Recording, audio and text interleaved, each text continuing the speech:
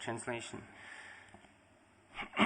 A twice-born Brahmin, Dvija, gains his life by the grace of his parents through the process of purification known as Garbhadan. There are also other processes of purification until the end of life, when the funeral ceremony, Antyeshti Kriya, is performed. Thus, in due course, a qualified Brahmin becomes uninterested in materialistic activities and sacrifices, but he offers the sensual sacrifices in full knowledge into the working senses, which are illuminated by the fire of knowledge. Please repeat. A twice-born Brahmana, Dvija, gains his life by the grace of his parents through the process of purification known as Garbhadan. There are also other processes of purification until the end of life, when the funeral ceremony, Antyeshti Kriya, is performed. Thus, in due course, a qualified Brahmana becomes uninterested in materialistic activities and sacrifices, but he offers the sensual sacrifices in full knowledge into the working senses, which are illuminated by the fire of knowledge.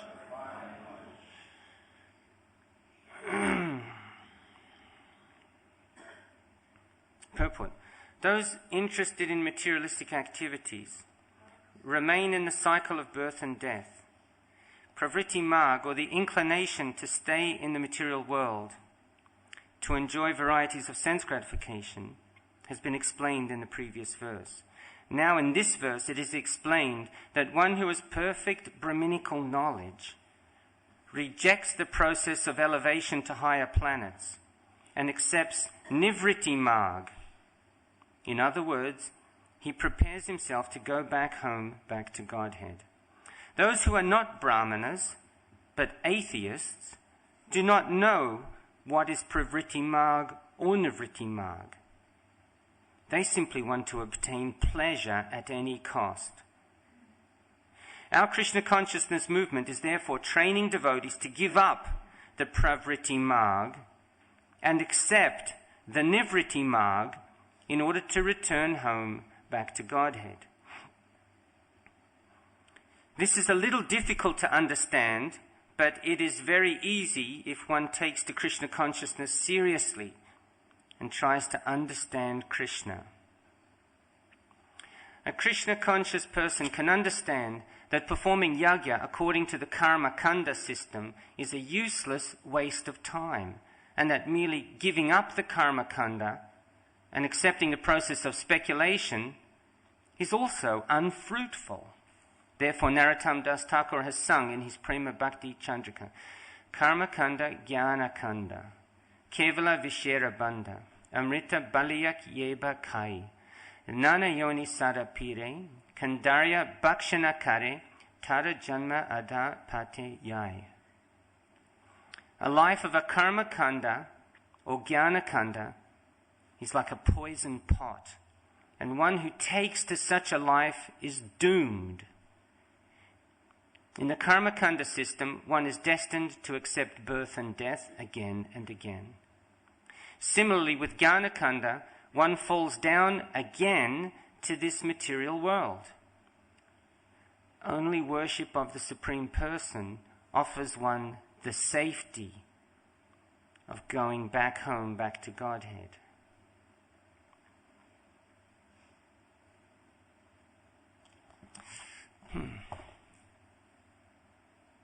I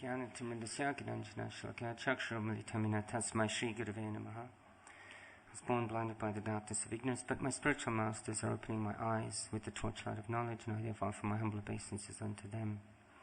Namam Vishnu Padaya Krishna Abstai Bhutale Shrimate Shivarama Swamina Namani. Namo Vishnupadaya Krishnamstaya Bhutale Srimati Bhaktivedanta Swamini Namini Namaste Saraswati Devi Gauravani Pracharne Nirvishesha Shunyavari Paskatya Deshtani Mukam Karoti Vachalam Pangam Lange Tekirim Yat Kripatam Hambane Shri Gurun Dinatarnam Vande Shri Krishna Chaitanya Nityananda Sahodita Gaudadaya Pushpanvanto Chitra Chandatam Tamo Nudo. Offer my obeisances unto Lord Chaitanya and Lord Nityananda, who have risen simultaneously over the horizon of Gaudadesh, just like the sun and the moon, to dissipate the darkness of ignorance and to wonderfully bestow benediction upon all. Naranamat Naraskritya Naram Chava Narotamam Devim Sarasvatim Vyasam Tato Jayamudirayat Nashtaprashu Bhadrashu Nityam Bhagavata Sevaya Bhagavatir Tamashloke Bhaktir Bhavati Naishtiki Nishikari Smashanante Samskare Samskritodvija Indriyeshu Kriya Yagyan Jnana Deepeshu Jubati. A twice-born Brahman, Dvija, gains his life by the grace of his parents through the process of purification known as Garbhadan. There are also other processes of purification until the end of life, when the funeral ceremony and Tyeshti Kriya is performed. Thus, in due course, a qualified Brahmana becomes uninterested in materialistic activities and sacrifices, but he offers the sensual sacrifices in full knowledge into the working senses, which are illuminated by the fire of knowledge. Pravriti Marg, Nivriti Marg. So Pravriti Marg is referring to this materialistic activities and sacrifices. Karma Kanda. That's what that's referring to. And Nivriti Marg is referring to basically Yukta Vairagya. It's referring to when you dovetail your activities and sacrifices in Krishna's service. As it says here in the purport,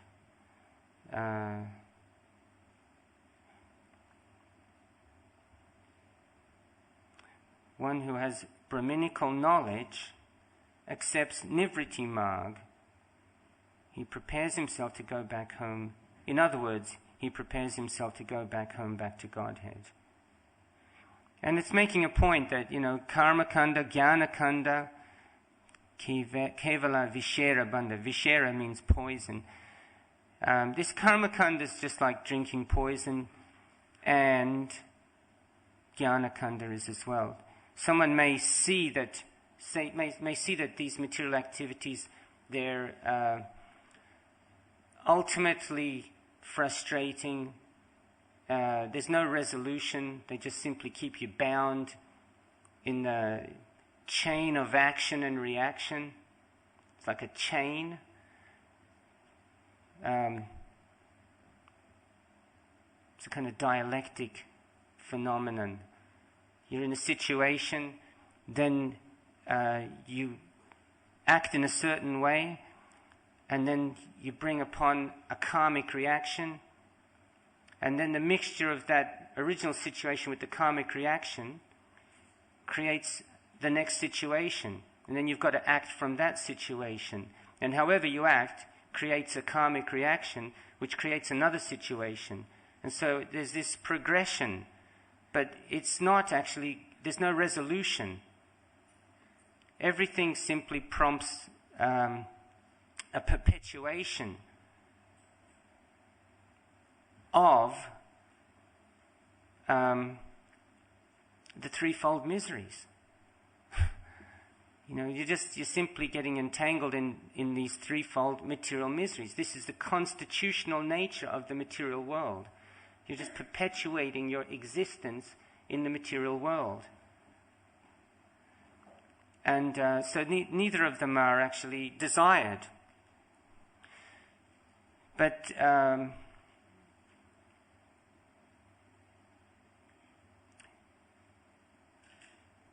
both of them, the Jnana Kanda and the Karma Kanda, are motivated by selfish desire. This, Bhukti Mukti Siddhikami Sakali Ashan. Bhukti Mukti Siddhikami Sakali Ashantan. None of them are peaceful. Bhukti Mukti Siddhi, calm, because they have this selfish desire. So they're not peaceful. Ashanta. Krishna Bhakta Nishkam. Because the devotee hasn't got that selfish desire, he's peaceful.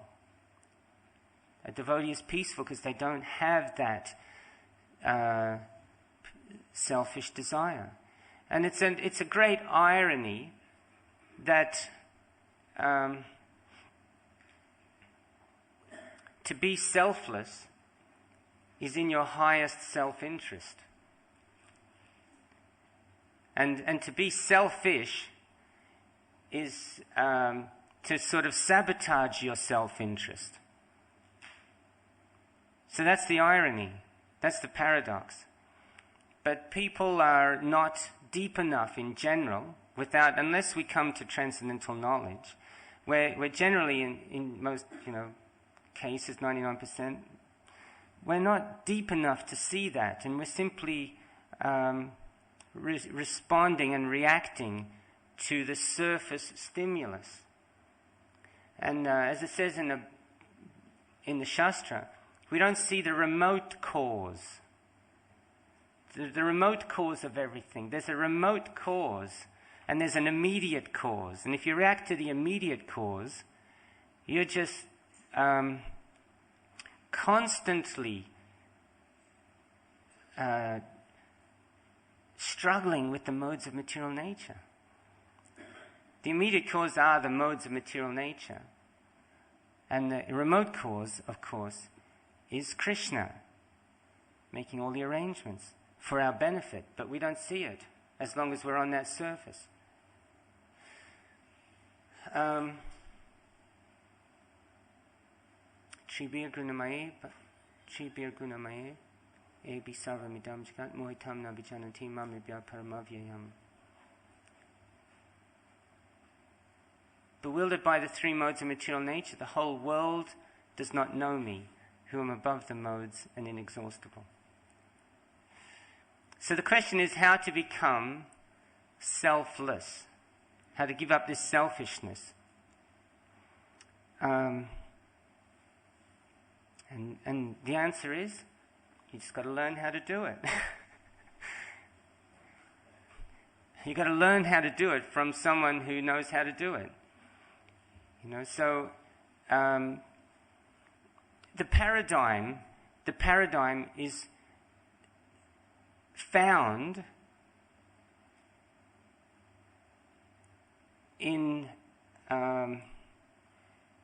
a person who's experiencing a state of love.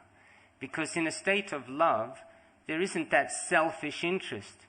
There is only the interest of the beloved. You're sort of foregoing your own selfish interest in order to please the beloved. So that's the paradigm. There has to be, in order to transcend selfishness, there has to be some grasp or some understanding of how love works. What is the mechanism of love? There was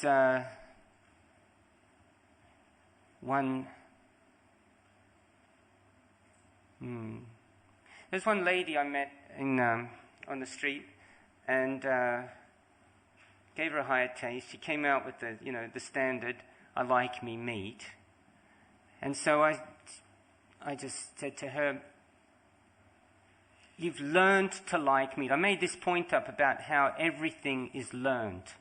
We have, of course, Nitya Siddha Krishna Prema Sajja Kavanoi, our original consciousness. We don't have to learn who we are, because we are who we are. That's there. We are eternally who we are. Right? It's a matter of sort of unlearning who we're not, is what we got to sort of deal with. But I was saying to her, everything's learned. You've learned to like eating meat. I've learned to not like eating meat. I said, I'll tell you one thing as well. I put it something like this. My attachment to not eating meat is much more powerful than your attachment to eating meat. Because mine's a natural condition, yours is an unnatural condition. In the human form of life, it's unnatural to eat meat. And you've just learned that. Just like you can learn anything. You just take it for granted after a while. It becomes second nature. And then she said, we sort of pursued this for some time. And then she came up, it somehow stimulated her brain, this kind of concept. So she said, she just came out with this. She says, could you tell me, are people born evil? It meant something to her. Are people born evil? I said, of course not. Of course not. They've learned how to be evil as well. You learn everything. You've got to learn how to be happy. There's real happiness and there's illusory happiness. You've got to learn what the real one is. You've got to have knowledge. You have to have transcendental knowledge to know what's what, to know what's reality, what's illusion.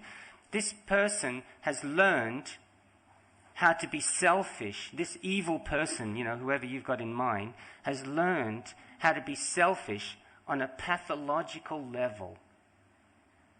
And so, we have this term evil. This person's so evil. All he thinks about is himself. But from his perspective, he's got his justification. He's got his convoluted reasoning and logic why he's like that. He had no choice. From his perspective, he had no choice but to be like that. You ask any criminal why they're in jail, and you get down to the sort of, you sort of go down underneath, and there's going to be things they're going to say like, well, sometimes they say, in my childhood I was abused, and, all these justifications, all these rationalizations. There's one fascinating class from Radhanath Swami once, and he said that this Nazi head of the SS, he was head of the SS, Himmler, right? Don't know if I mentioned this before, but he was actually a vegetarian. Himmler was a vegetarian. And he, there was some memoirs that this chap who was his masseur wrote, and explained that Himmler, he was massaging Himmler one time, and Himmler told him that he's a vegetarian and he believes in ahimsa. That he's a great exponent of ahimsa. And he said that he continued glorifying this wonderful philosophy of ahimsa. And he said he couldn't help himself. He finally came out and says, but, you're involved in killing, thousands and even millions of people. And yet, you're espousing this philosophy of ahimsa. It seems that it's a contradiction. And Himmler sort of said gravely in these memoirs, he said, it's true. It's a very, very unfortunate situation, but it is nonetheless necessary for the greater good of Germany. Right? So it's necessary for the greater good. This is how relative, mental speculation, this is how speculative philosophy can take you into all sorts of bizarre realms. If it's not coming from Krishna or from Krishna's pure devotee, you're going to get all sorts of justifications, rationalizations for why, I'm doing this or why I'm doing that, when there's really no foundation for it.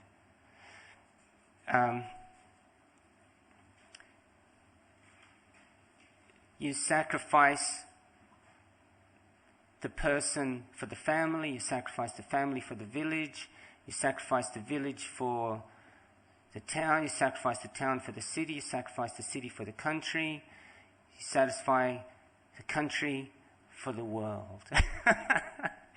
You get megalomaniacs, who have actually taken it through the steps, but they rationalize, and sometimes the rationalization is not watertight, but they go on. And then the next one may be watertight, and the next one may be watertight, but as soon as there's one little fault, it's just like that story, or that, concept that if the ship is just 1 degree, goes 1 degree off its course, and then stays correctly on course from then on, that 1 degree gets exponentially,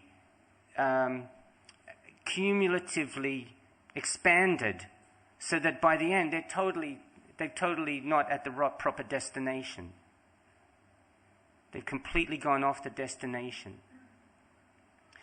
And that, that sort of happens on such subtle levels. I see it happening in me all the time.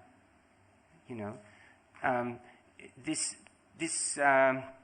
propensity to rationalize and justify how I behaved. Even when I've been out of order. And I've just rationalized and justified it because I've disconnected from the deeper level, from the remote cause. And as soon as I reconnect with the remote cause, with Krishna, I can see what a superficial, fool I was or had been. And it's very important, in the general course of our devotional service, that we somehow keep that connection. So, just to give an example, so many times, not just on Sankirtan, but in sort of, general dealings with people, I sometimes feel like, this person is actually he's being very offensive to me and very rude and nasty. And suddenly, my whole emotional disposition is going through a transformation. Now, I've allowed that person's nasty, negative nature to metamorphose me, to change my equanimity. Why did I allow them to do that? The only reason was I was disconnected from my Krishna consciousness, from what the mission is, from, my goal in life. I was disconnected. I recently heard, I read it actually. It was Satyaraj. Satyaraj was saying that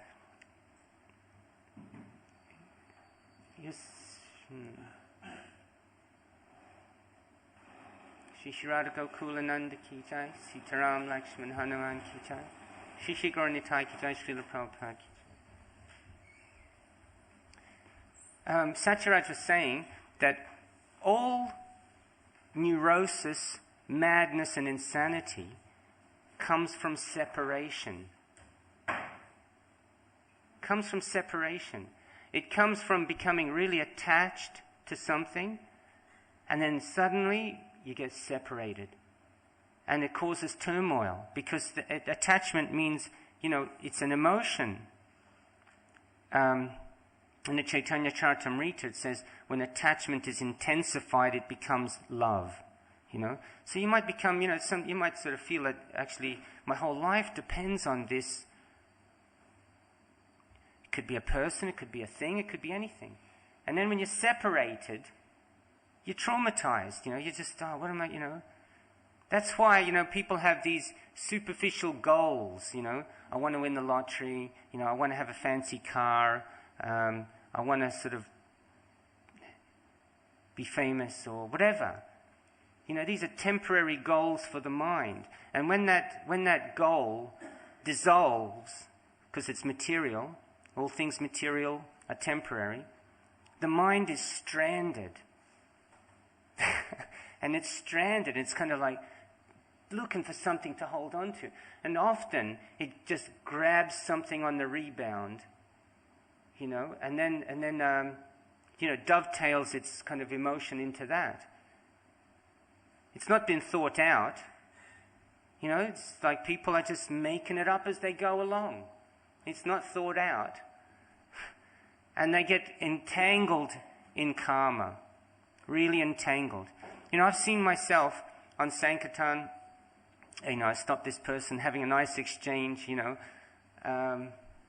and hitting it off, really all these common denominators, and then having such, all these things in common, and I'm thinking, wow, this is just a formality now. They're going to take the book, they're going to give a donation, it's in the bag, because I've become sort of somehow, anyway, that's just, I think, a natural thing. You see something going to its logical conclusion. Suddenly they go, not interested, and walk off, and I've seen it in myself. I've watched myself, and I'm stunned, and I'm watching them walk down the street, and I'm thinking, they can't be serious. They're not going to keep walking. They're going to turn around and sort of see if I'm looking at them because they feel guilty for how they treated me. But they don't. They just kept walking down the street, and I watched them walk all the way down the street, And I think, okay, now I've got to kind of get my cogs turning again and try and stop the next person. And if you get 2 or 3 of these in a row, the best of Sankirtan devotees are going to take 5, maybe get their bead bag out and start chanting Hare Krishna, Krishna Krishna. And well, that's a wonderful thing to do. If that does happen to you, I really recommend it. You just take yourself off the street, get your bead bag out, reconnect, start and remind yourself of the remote cause.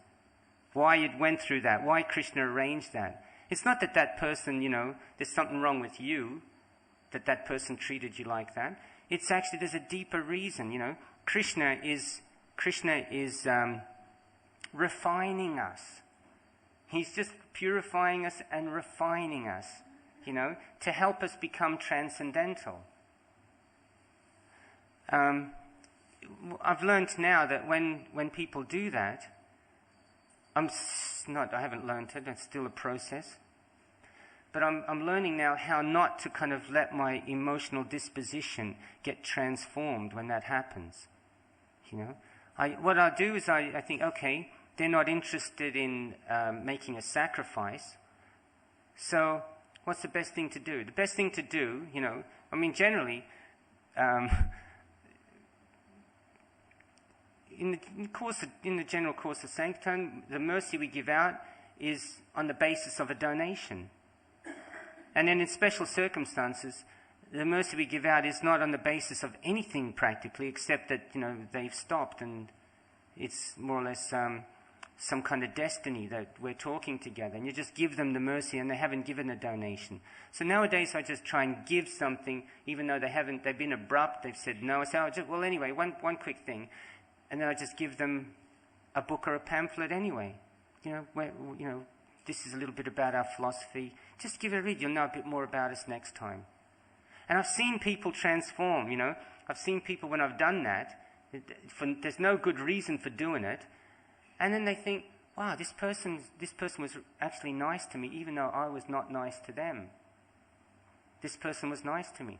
This person, when I said I'm waiting for that person to turn around to sort of look at me so that I can tell that they feel guilty for having treated me like that, even though they don't turn around, they do feel guilty for behaving like that, for treating another person in such an impersonal, unfriendly way. They do feel guilty. Because I know that, because when I've given them a book or a pamphlet, even though they've not given a donation, I can see a whole different mood come over them. And they appreciate that I've acted in such a way that has saved them from feeling guilty about themselves. Because in the end, we sort of parted on a really nice note. They feel good and I feel good.